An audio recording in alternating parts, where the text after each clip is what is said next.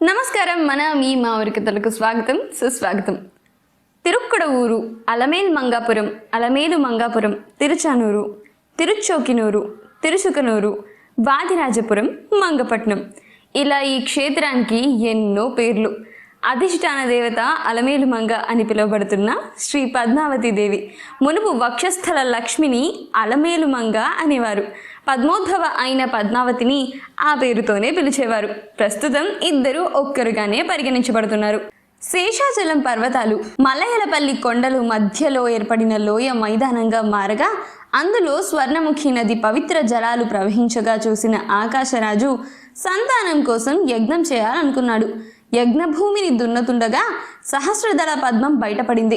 అందులో ఆడ శిశువు లభ్యమైంది. పద్మంలో లభ్యమైనందున ఆమెకు పద్మావతి అని పేరు. ప్రస్తుతం తిరుచానూరులో ఉండే అమ్మవారి పేరు కూడా పద్మావతి. శ్రీనివాసుడు 12 ఏళ్లు తపస్సు చేసినందువల్ల శ్రీ మహాలక్ష్మి బంగారు పద్మంలో అవతరించిందని పురాణ ప్రశస్తి. అందువల్లే ఈ పుష్కరిణిని పద్మ సరోవరం అని అంటారు. దీని గట్టు మీద వెంకటేశ్వర స్వామి ప్రతిష్ఠించిన సూర్య భగవానుడి ఆలయం ఉంది. అయితే ఒక కథనం ప్రకారం వైకుంఠంలో శ్రీమన్నారాయణుడిని భృగు మహర్షి తన పాదముతో వక్షస్థలమున తన్నడం జరిగింది. అందుకు వక్షస్థల నివాసిని అయిన శ్రీ మహాలక్ష్మి కోపంతో వైకుంఠం వదిలి పాతాళలోకం చేరి అక్కడ కపిల మహర్షిచే పూజలు అందుకుంటూ 10,000 సంవత్సరాలు ఉండి ఆ తర్వాత అగస్త్య మహర్షి తపస్సు చేత కొల్హాపురి నందు ప్రతిష్ఠించబడింది. లక్ష్మీరహితుడైన హరి భూలోకం చేరి అనేక దేశాలు తిరుగుతూ శ్రీ మహాలక్ష్మి కోసం 10 సంవత్సరాలుగా తపమాచరించి అర్పించినప్పటికీ మహాలక్ష్మి దర్శనం లభించలేదు. అప్పుడు అశరీరవాణి శ్రీ మహావిష్ణువుని ఉద్దేశించి ఈ విధంగా పలుకుతుంది: మహావిష్ణు, నీకు మహాలక్ష్మి దర్శనం కావాలంటే కృష్ణవేణి నదికి దక్షిణ దిక్కుగా 22 యోజనముల దూరంలో సువర్ణముఖి నది ఉంది. ఆ నది సమీపమున ఉత్తర భాగాన నీ కుంతాయుధముతో తవ్వి ఒక సరోవరమును నిర్మించు. సరోవరమందు దేవలోకం నుండి కమలములను తెచ్చి నాటు. ఏకాక్షర మంత్రములు చేత స్వర్ణ కమలములచే లక్ష్మిని ఆరాధించు. అప్పుడు దేవి ప్రత్యక్షమై ఒకానొక స్వర్ణ కమల కుసుమమందు 16 సంవత్సరాల గల కన్యయై నీకు ప్రత్యక్షం కాగలదు అని.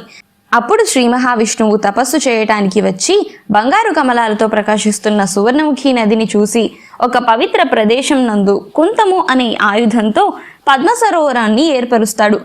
వాయుదేవుని ద్వారా సువర్ణలోకము అంటే దేవలోకం నుండి సువర్ణ పద్మకందాలను తెప్పించి పద్మ సరోవరంలో నాటి వాటిని వికసింపచేయటానికి పద్మ సరోవరానికి తూర్పున కమల బాంధవుడు శ్రీ సూర్యనారాయణుని ప్రతిష్ఠించి పూజిస్తూ ఎదురుగా కూర్చుని నియమంతో 12 సంవత్సరాలు మహాలక్ష్మిని గూర్చి తపస్సు చేయగా 13వ సంవత్సరం కార్తీక మాస శుక్లపక్షమి పంచమి తిథి ఉత్తరాషాఢ నక్షత్రమున మంత్ర అనే ముహూర్తాన పద్మావతి దేవి ఆవిర్భవించింది. కలియుగ ప్రత్యక్ష దైవం అయిన శ్రీ శ్రీనివాసుని దివ్యహస్తములచే ప్రతిష్ఠించి అర్చించబడిన స్వామి ఈ సూర్యనారాయణ స్వామి వారు. పద్మావతి అవతారానికి ప్రధాన కారణభూతమైన వారు ఈ శ్రీ సూర్యనారాయణ స్వామి వారు. కావున తిరుచానూరు భాస్కర క్షేత్రంగా కూడా విరాజిల్లుతోంది. తిరుమల శ్రీవారిచే ప్రతిష్ఠించబడిన శ్రీ సూర్యనారాయణ స్వామివారు మరియు భారతదేశంలో గల సూర్యనారాయణ దేవాలయాలలో దాదాపు 7 అడుగుల భారీ మూర్తి ఇక్కడ మాత్రమే ఉంది. నవగ్రహ దోషాలు గలవారు ఏ దోషం ఉన్నా కూడా ఈ స్వామిని దర్శిస్తే దోషి నివారణ జరుగుతుంది. 1866వ సంవత్సరంలో మహంతుల కాలంలో ఆలయ జీర్ణోద్ధరణ గావించబడింది. శ్రీ పద్మావతి అమ్మవారి ఆవిర్భావానికి సాక్షిగాను సరోవర సంరక్షకుడిగా అయినట్లు సరోవరానికి పశ్చిమాభిముఖుడై శ్రీవారిచే ప్రతిష్ఠింపబడిన శ్రీ సూర్యనారాయణ స్వామిని దర్శించడం మన పూర్వజన్మ సుకృతం మరియు ఆరోగ్యదాయకం. సామాన్య శకం 614లో కడవన్ పేరుందేవి అనే పేరుగల సామవై అను పల్లవ సామంతరాణి తిరువేంకటముడియన్ దర్శనార్థం ఇక్కడకు వచ్చింది. అప్పట్లో ఈ ఊరి పేరు తిరుక్కడవూరు. తిరువేంకటకొట్టం జిల్లాలోని తిరుక్కడవూరు నాడులోనిది. అంటే ఒక తాలూకా కేంద్రంగా తిరుచానూరు పల్లవ చోళ రాజుల కాలంలోనే ప్రసిద్ధిగాంచింది. అప్పటికి తిరుపతి పట్టణం ఏర్పడలేదు. లేదంటే కపిలతీర్థం దగ్గర కొత్తూరు అనే పేరిట ఓ కుగ్రామం ఉండేది. స్వర్ణముఖి నీటి సౌకర్యం వల్లేనేమో ఇది తిరుమలకు కూడా కేంద్ర స్థానమై అన్ని కార్యకలాపాలు ఇక్కడి నుంచే కొనసాగేవి.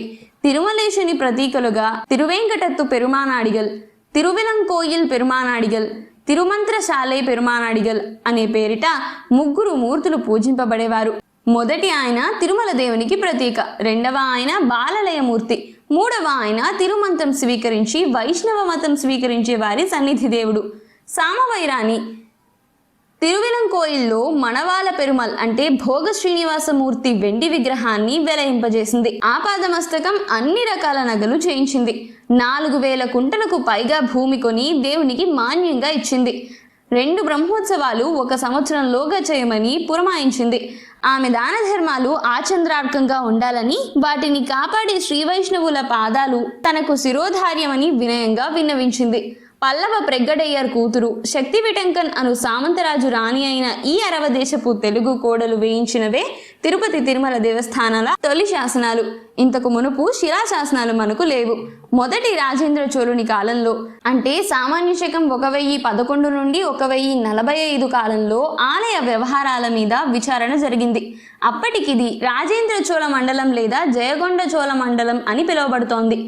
తిరుచానూరు సమీపంలో తిరుమండ్యం గ్రామ సభ వారు తిరుచోగినూరు సభవారి దగ్గర 23 బంగారు నాణాలు తీసుకుని శ్రీవారి ఆలయంలో కర్పూర దీపంతో సహా 24 నేతి దీపాలు వెలిగించేటట్లు ఒప్పందం చేసుకున్నారు. కానీ 2 దీపాలు మాత్రం వెలిగించి తక్కినవి వెలిగించకుండా మానుకున్నారు. కొర్రమంగళముడియన్ అనే చోళ అధికారి, అంటే అప్పటికి ఆయన గవర్నర్ అయ్యుండొచ్చు, ఆయన దృష్టికి ఈ సంగతి వచ్చి ఆయన సుఖగ్రామంలోని చోళ న్యాయస్థానం ముందు బసారాలో విచారించి అందరి ముందు తిరుమండ్యం సభవారి నుంచి 23 బంగారు నాణాలు వసూలు చేసి ఖజానాలో కట్టించి భవిష్యత్తులో ఆలయ దీపాలను ఆలయ ఉద్యోగులే వెలిగించుకోవాలని ఆదేశించారు. ఇలాంటిదే మరో సంఘటన కూడా జరిగింది. తిరుచుకనూరుకు ఆనుకొని లేదా అందులో కలిసిపోయి ఉన్న జోగుమల్లారం అంటే యోగి మల్లవరం ఉంది. అక్కడ తిప్పలాదీశ్వరముడియన్ నాయనర్ అంటే పరాశరేశ్వర స్వామి ఆలయం ఉంది. ఆయన అభిషేక నైవేద్యాలకు జయంగొండ చోళ బ్రహ్మమారయన్ అనే ఆయన 26 కళంజుల అపరంజి ఇచ్చాడు. 3వ రాజరాజ చోళుని అంటే సామాన్య శకం 1216 నుండి 1248 కాలంలో ఇది జరిగింది.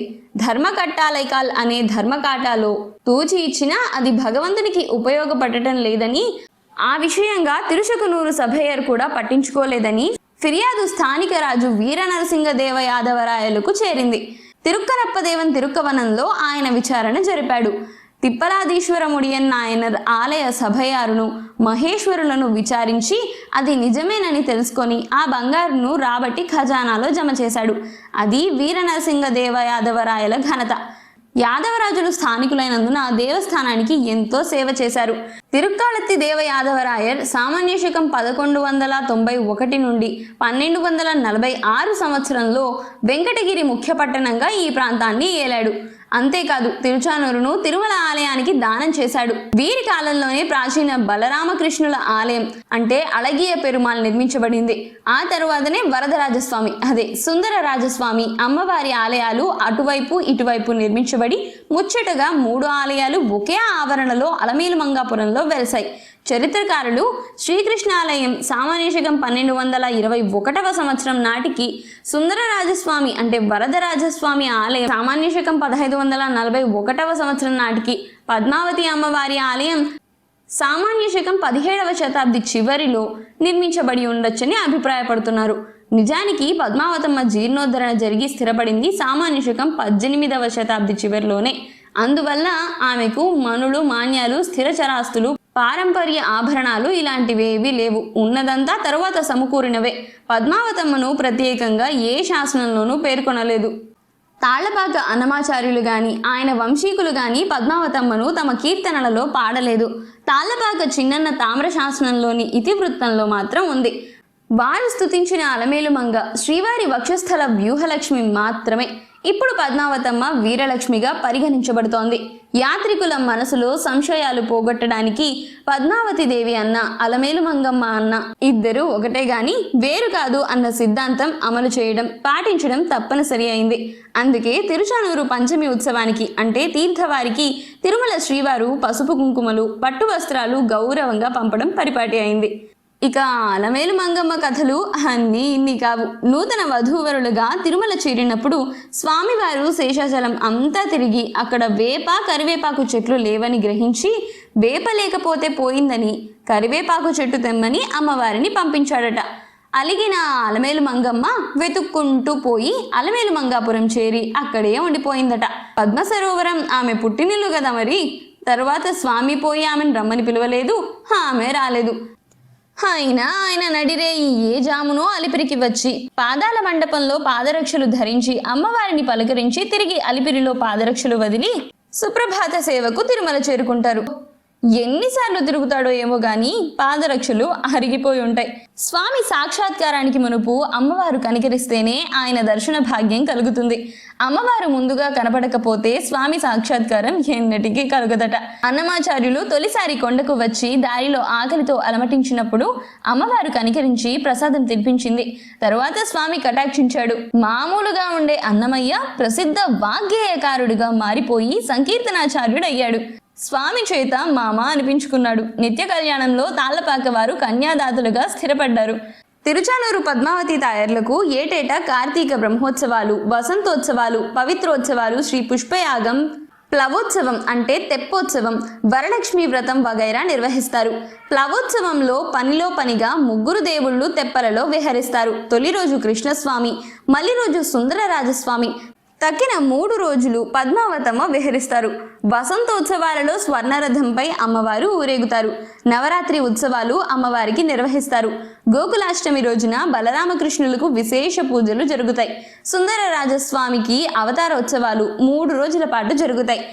యోగిమల్లవరంలోని పరాశరేశ్వర స్వామికి ఆ ఆలయ నియమాలను అనుసరించి పూజలు జరుగుతాయి. అయితే అది తిరుమల తిరుపతి దేవస్థానాలకు చెందిన ఆలయం కాదు, కానీ చాలా ప్రాచీనమైనది. అక్కడ మొత్తం 11 శిలాశాసనాలున్నాయి. తిరుచానూరు తిరుపతికి 4-5 కిలోమీటర్ల దూరంలో ఉన్న ప్రస్తుతం దాదాపు తిరుపతిలో కలిసిపోయినట్టే కనిపిస్తుంది. రామానుజాచార్యులు తిరుపతిలో శ్రీ గోవిందరాజస్వామిని ప్రతిష్ఠించి 4 మాడ వీధులు నిర్మించిన తరువాతనే తిరుపతి అభివృద్ధి చెందింది. అంతకు మునుపు ఆ ఆలయంలో పార్థసారథి, ఆండాలమ్మలు ఒక చిన్న ఆలయంలో ఉండేవారు. ఊరు కూడా అప్పటికి ఏర్పడలేదు. రామానుజుల రాకతో తిరుపతి అభివృద్ధిగాంచింది. దాంతో తిరుచానూరు ప్రాముఖ్యం తగ్గింది. అయినా ఎర్రచందనం బొమ్మల తయారీకి, పంచలోహ విగ్రహాల తయారీకి ఇది పెట్టిందే పేరు. ఈ ఆలయం ప్రతిరోజు ఉదయం 5 గంటల నుండి మధ్యాహ్నం 1 గంట వరకు, తిరిగి సాయంత్రం 4 గంటల నుండి రాత్రి 8 గంటల 30 నిమిషాల వరకు తెరవబడి ఉంటుంది. అయితే ప్రత్యేక పర్వదినాల్లో దర్శన వేళలకి కొన్ని మార్పులు చేయొచ్చు. ఇక యోగిమల్లవరంలో పరాశరేశ్వర స్వామి ఆలయమే కాక కాళికామాత ఆలయం ఒకటి ప్రత్యేకంగా ఉంది. ఈ ఆలయాల గురించి కూడా త్వరలోనే మీకు తెలియజేసే ప్రయత్నం చేస్తాను. ఇక తిరుచానూరులో మరీ ముఖ్యంగా అమ్మవారి దర్శనానంతరం చూడాల్సిన ప్రదేశం శ్రీ పద్మావతి అమ్మవారి ఉద్యానవనం. ఈ ఉద్యానవనం ప్రశాంతంగా చక్కటి వాతావరణంలో ఉంటుంది. ఇంతకు ముందు ఇక్కడ శ్రీనివాస పద్మావతి కళ్యాణం తెలియజేసే విధంగా చిత్రాలను ఏర్పాటు చేశారు. ఒక QR కోడ్ ద్వారా ఈ చిత్రాలను స్కాన్ చేయగానే స్వయంగా మన ఫోన్లోనే వారి కథ వినిపించేలా ఉండేది. అయితే ఆ వీడియోలో కథను వివరించేది ఎవరో తెలుసా? SPB గారు. కానీ 2023లో జరిగిన బ్రహ్మోత్సవాల సమయంలో ఆ చిత్రాలను తొలగించి లక్ష్మీ సహస్రనామావళిని ఏర్పరిచారు. ఈ ఉద్యానవనం పక్కనే గోశాల, ఆ పక్కనే గజరాజులు సందడి చేస్తూ కనిపిస్తాయి. వాటిని అలా చూస్తూ ఉండిపోవాలనిపిస్తుంది. ఈసారి మీరు కూడా తిరుచానూరు అమ్మవారి దర్శనం తర్వాతే స్వామివారి దర్శనానికి వెళ్ళండి. అయితే తిరుచానూరులోని ఉద్యానవనం కూడా వీక్షించి అక్కడ గోవులు, గజరాజులు చేసే సందడిని తిలకించి మీ అనుభవాన్ని కమెంట్ చేయండి. అన్నట్టు వీడియో నచ్చితే లైక్ చేయడం మాత్రం మర్చిపోకండి. అలాగే ఛానల్ని సబ్స్క్రైబ్ చేసుకొని నేను కొత్త వీడియో అప్లోడ్ చేసిన ప్రతిసారి మీకు వెంటనే అప్డేట్ రావడానికి పక్కనే ఉన్న బెల్ ఐకాన్పై క్లిక్ చేయండి. మరిన్ని ఇలాంటి ఆసక్తికరమైన దేవాలయాల గురించిన ప్రత్యేక వీడియోలతో మళ్ళీ మీ ముందుంటాను. అంతవరకు సెలవా మరి.